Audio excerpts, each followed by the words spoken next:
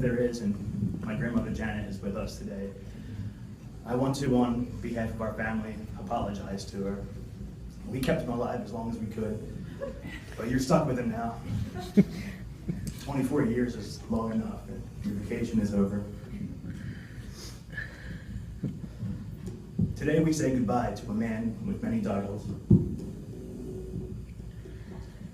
Brother, soldier, combat veteran, race car driver, husband, father, die-hard Eagles fan, crab enthusiast, expert bowler, and the very best grandfather his 18 grandchildren could have ever hoped for.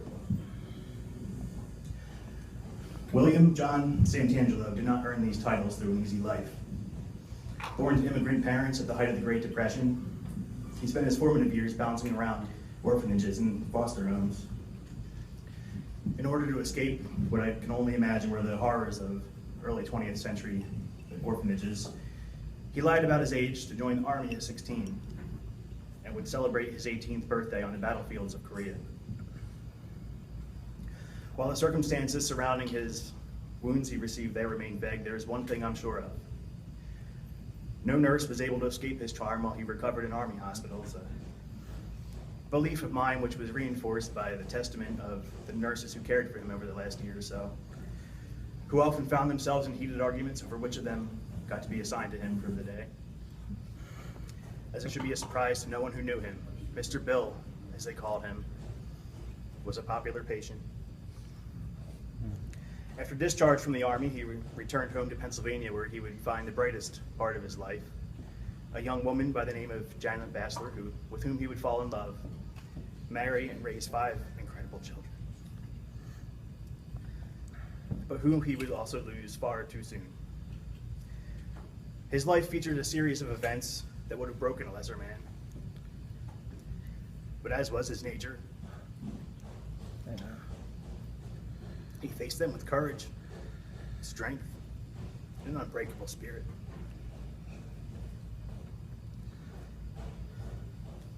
Always armed with a joke or knowledge of the Philadelphia area's best golf courses, or an arsenal of farts that should have required nuclear launch codes.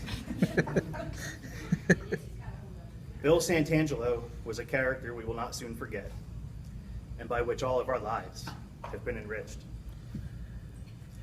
For the jokes I'll always remember, but probably shouldn't repeat, my love of the Beep Beep song, the green blood that flows through my veins, and the creative insult of turkey I fire at my TV on Sundays, I will be forever grateful.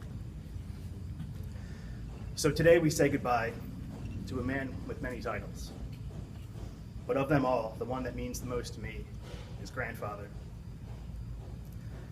Of all the memories I have with him, I'll close with the one that stands out the most to me. As some of you may remember, he had a closet in his bedroom in his old house on Tyler Street that was full of random items, old magazines dating back to his Army days, a box of, shall we say, colorful greeting cards, anatomically correct frog sculptures, and an extensive collection of gorilla masks, to name a few. Full of random entertainment, I often thought that this closet was somewhat of a metaphor for Bill Santangelo himself. But it also contained his Army memorabilia, among it a Purple Heart he earned in Korea. When you're awarded a Purple Heart, it comes in a box with a Purple Heart medal, a mini version of it, and a ribbon. He showed this to me when I was young, and being a 6 or 7-year-old kid, I thought it appropriate to ask if I could have it when he died. He looked at me kind of funny, and he told me no, because he wanted to be buried with it. But about 15 years later, he came to see me off the day I left for the Marine Corps.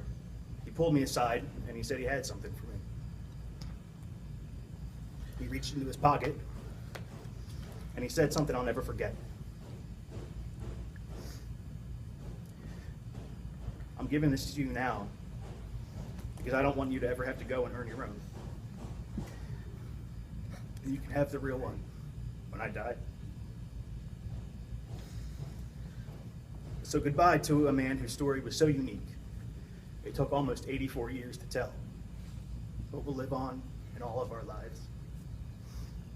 We love you. Go Eagles.